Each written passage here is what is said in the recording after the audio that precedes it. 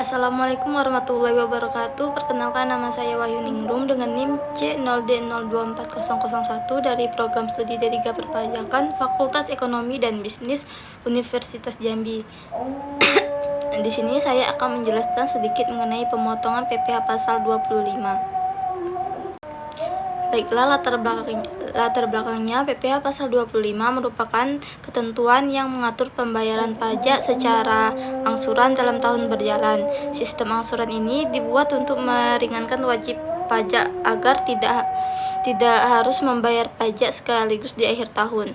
Selain membantu pengelolaan arus kas wajib pajak, pasal ini juga bermanfaat bagi negara karena penerimaan pajak dapat diterima secara bertahap sepanjang tahun.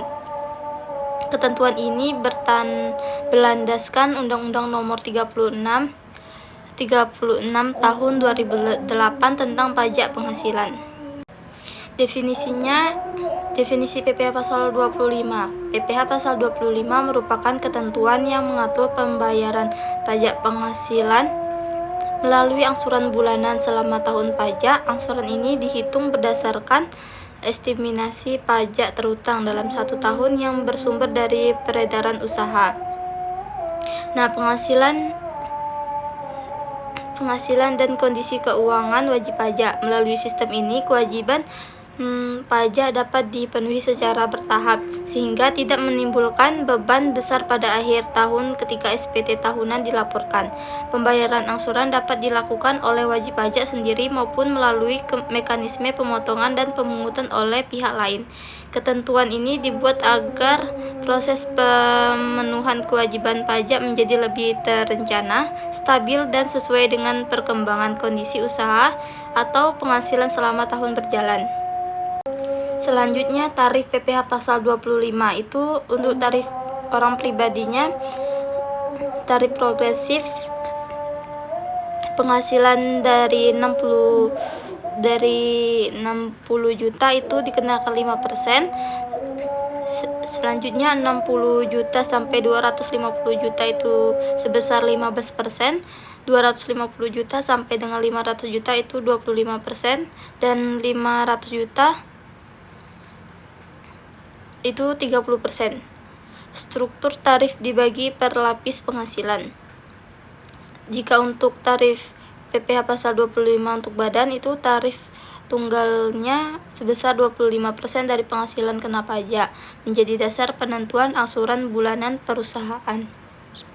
Selanjutnya, untuk mekanisme pembayaran PPh pasal 25 dilakukan melalui sistem angsuran bulanan yang bertujuan agar kewajiban pajak dapat dipenuhi secara bertahap dalam tahun berjalan. Nah, proses ini dimulai dari perhitungan estimasi pajak terutang hingga penyetoran dan pelaporan setiap bulan. Dengan adanya mekanisme ini, beban pajak yang harus dibayar wajib pajak menjadi lebih ringan dan lebih terencana, sehingga tidak menimbulkan penumpukan kewajiban pada akhir tahun.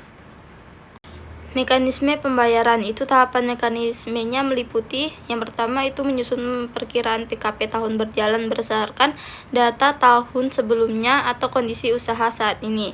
Yang kedua itu menghitung estimasi PPh terutang menggunakan tarif pajak yang berlaku untuk menentukan total pajak setahun. Yang ketiga itu membagi PPh terutang menjadi 12 angsuran sehingga pembayaran dilakukan secara lebih teratur dan terukur. Yang keempat itu membayar angsuran paling lambat tanggal 15 setiap bulan untuk menghindari sanksi administrasi. Yang kelima itu melaporkan pembayaran melalui SPT masa PPh 25 sebagai bukti bahwa angsuran bulanan tersebut telah dipenuhi. Selanjutnya itu ada penetapan angsuran oleh DJP. DJP memiliki kewenangan untuk menetapkan kembali besarnya angsuran PPh pasal 25 apabila ditemukan kondisi yang menyebabkan angsuran sebelumnya tidak lagi sesuai. Penetapan ulang ini dapat terjadi ketika wajib pajak memiliki kompensasi kerugian, memperoleh penghasilan yang tidak teratur, terlambat menyampaikan SPT tahunan, mendapatkan perpanjangan waktu pelaporan, melakukan pembetulan SPT, atau mengalami perubahan signifikan dalam kegiatan usaha yang mempengaruhi besarnya pajak terutang. Selanjutnya untuk pengaruh perubahan PKP, rugi, dan SPT. Nah, setiap perubahan yang mempengaruhi perhitungan penghasilan kena pajak akan berpengaruh terhadap besar kecilnya angsuran PPh pasal 25. Kenaikan atau penurunan penghasilan dapat menyebabkan angsuran meningkat atau menurun. Kompensasi kerugian menurunkan dasar perhitungan sehingga angsuran berpotensi lebih kecil. Nah, pembentulan SPT juga bisa mengubah nilai angsuran, terutama jika terdapat perbedaan signifikan antara perhitungan awal dan kondisi yang sebenarnya. Nah, selanjutnya kita masuk kasus yang pertama, itu angsuran PPh pasal 25 wajib pajak orang pribadi. Diketahui seorang wajib pajak orang pribadi bernama Bapak Dharma memiliki usaha dagang. Berdasarkan SPT tahunan tahun sebelumnya diperoleh data penghasilan kena pajak PKP tahun sebelumnya itu 300 juta. Tidak ada kompensasi kerugian. Tarif pajak mengikuti lapisan tarif Undang-Undang Pajak Penghasilan, yaitu sebesar 5%, 15% hingga 25%. Nah, tidak ada kredit pajak lain yang mengurangi PPh terutang. Ditanya berapa PPh terutang tahun sebelumnya. Yang kedua itu berapa angsuran PPh pasal 25 per bulan untuk tahun berjalan. Jawabannya itu hitung PPh terutang, lapisan PKP dan tarifnya.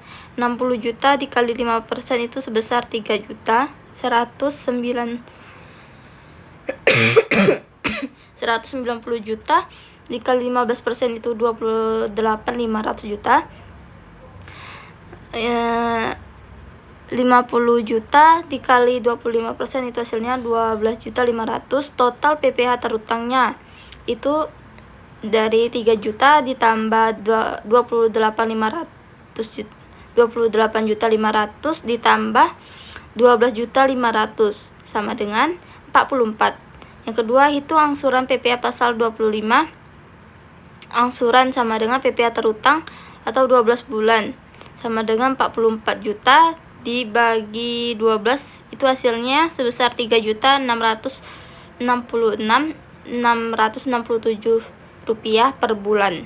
Jadi jawabannya angsuran PPh pasal 25 tahun berjalan yang harus dibayar Bapak Dharma adalah sebesar 3.666.667 rupiah per bulan. Jadi kesimpulan dari materi yang saya sampaikan tadi itu PPh pasal 25 merupakan sistem pembayaran pajak yang dilakukan secara bertahap melalui angsuran bulanan.